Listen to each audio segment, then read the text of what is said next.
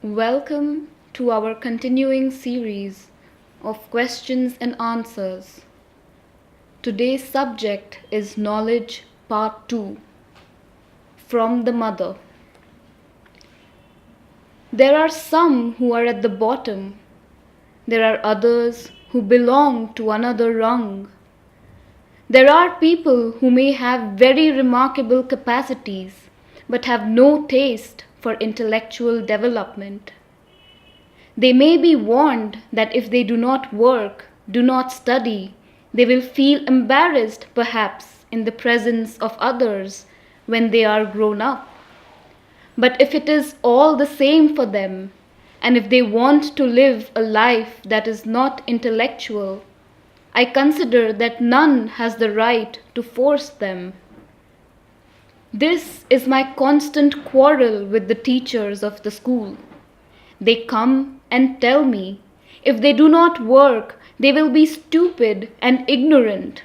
I say, if it pleases them to be stupid and ignorant, what right have you to interfere? You cannot make knowledge and intelligence compulsory. That's all. The mind, if it is not under check, is something fluid, imprecise. If you do not have the habit of concentrating it on some subject, it is floating about all the time. It goes about, stops nowhere, and floats in a world of imprecision. And then, when you want to fix your attention, how painful it is. You make just a little effort there. Oh, it is tiring, it pains. And you give up. You live in a cloud, as it were. You have your head. It is like that. Most of the heads are like that, in the clouds. It has neither precision, nor exactitude, nor clarity. It is hazy, vague, and misty. You have more the impressions rather than the knowledge of things. You live in an approximation, and you can keep within yourself all kinds of contradictory ideas made out of your impressions and sensations and feelings and emotions, all kinds of things such as these that have very little to do with thought and are mere vaguenesses.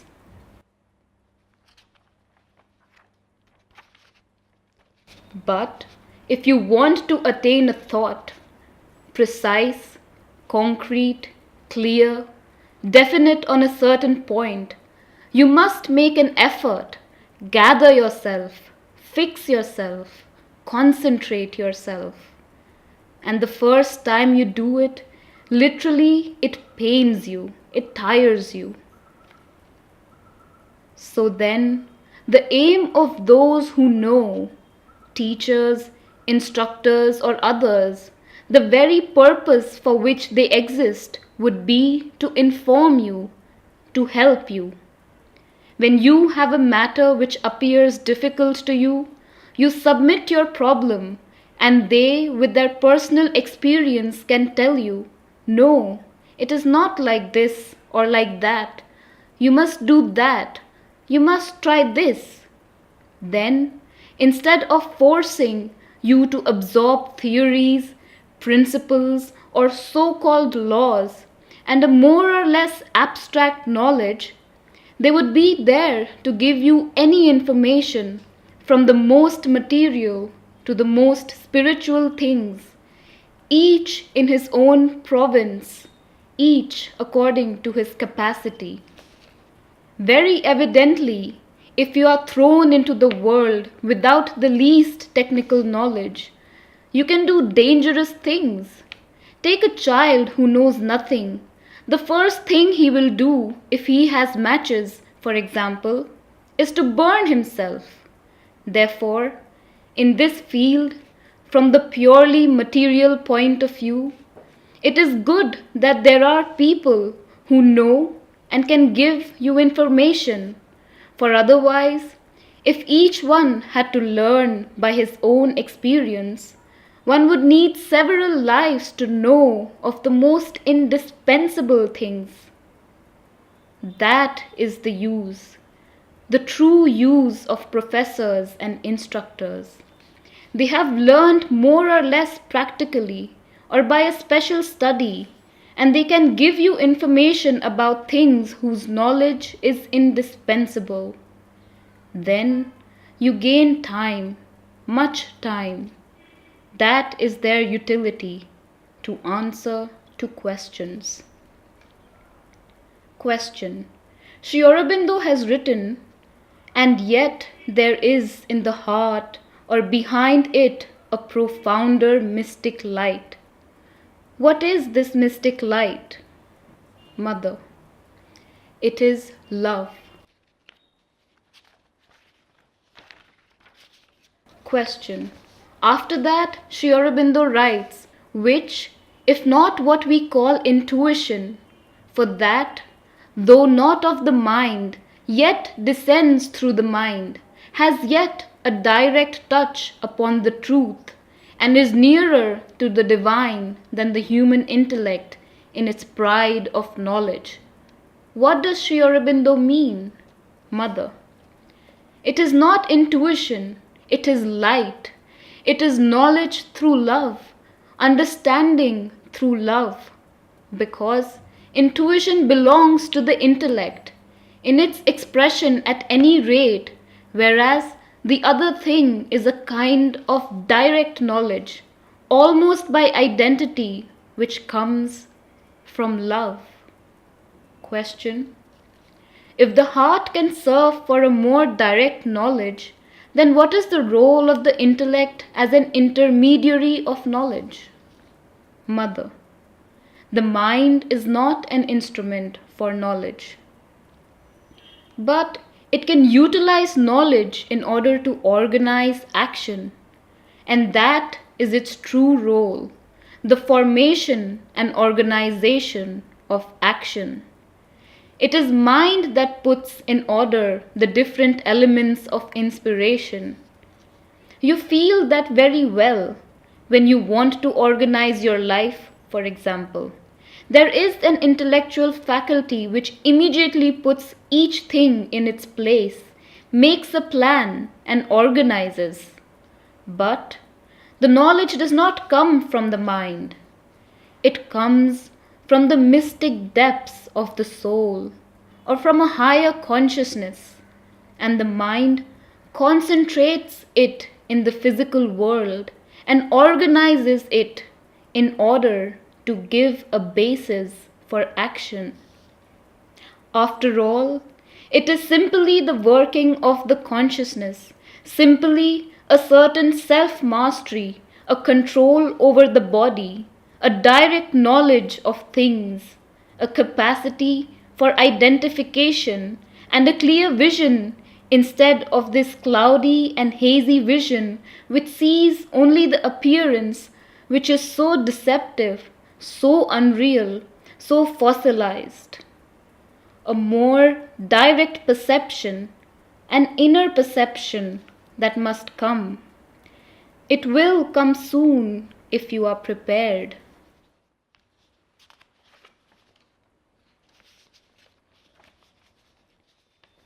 All these things are sometimes a mixed light, that is to say, attenuated knowledge, knowledge mixed with ignorance, and at times they are a false light, not knowledge at all.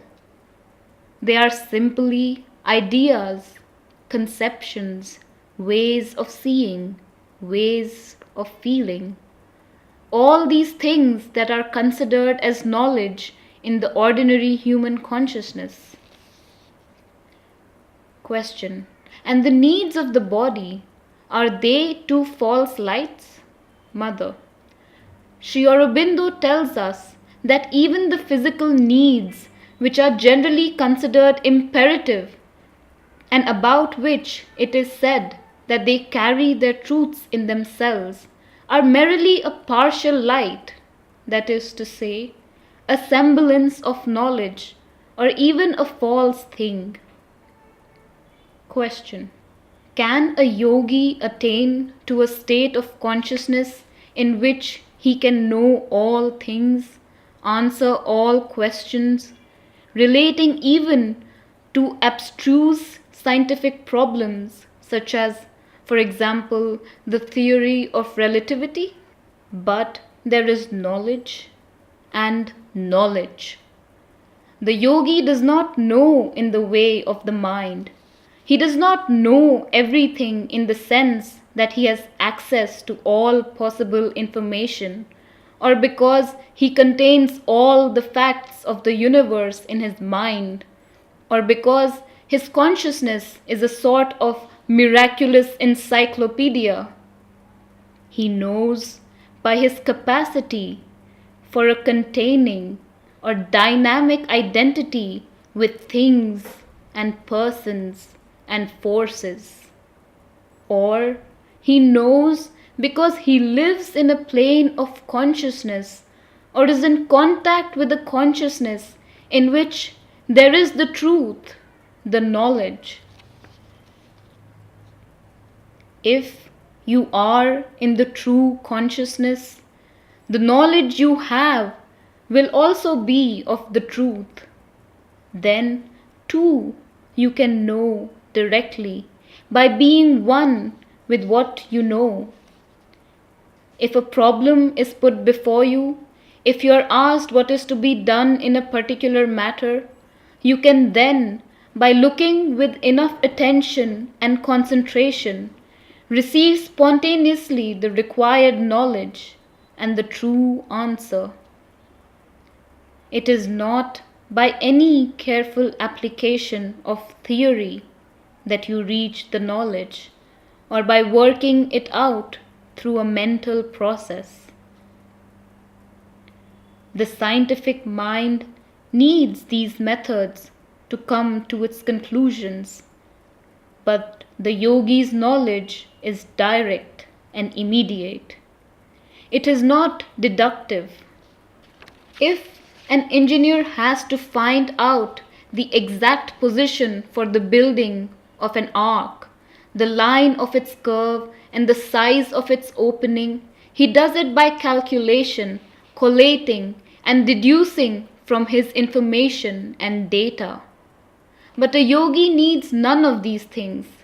He looks, has the vision of the thing, sees that it is to be done in this way and not in another, and this seeing is his knowledge. Although it may be true in a general way and in a certain sense that a yogi can know all things and can answer all questions from his own field of vision and consciousness, yet it does not follow that there are no questions whatever of any kind to which he would not or could not answer.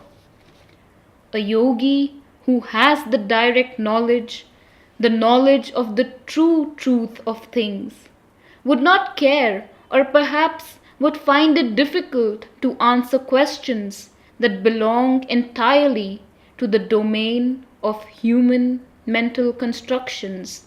It may be he could not or would not wish to solve problems and difficulties you might put to him, which touch only the illusion of things and their appearances. The working of his knowledge is not in the mind. If you put him some silly mental query of that character, he probably would not answer.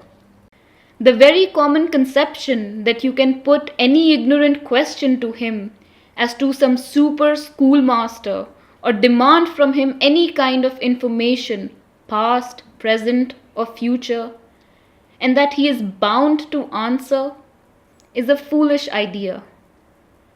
It is as inept as the expectation from the spiritual man of feats and miracles that would satisfy the vulgar external mind and leave it gaping with wonder. Thus, if you go deep into silence, you can reach a level of consciousness on which it is not impossible for you to receive answers to all your questions.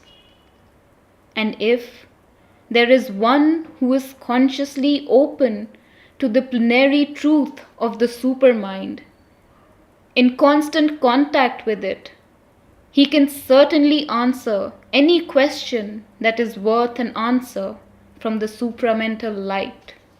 The queries put must come from some sense of the truth and reality behind things. There are many questions and much debated problems that are cobwebs woven of mere mental abstractions or move on the illusory surface of things. These do not pertain to real knowledge. They are a deformation of knowledge. Their very substance is of the ignorance. Certainly, the supramental knowledge may give an answer, its own answer to the problems set by the mind's ignorance. But it is likely that it would not be at all satisfactory or perhaps even intelligible to those who ask from the mental level. You must not expect the supramental to work in the way of the mind or demand that the knowledge in truth should be capable of being pieced together with the half knowledge in ignorance. The scheme of the mind is one thing, but supermind is quite another.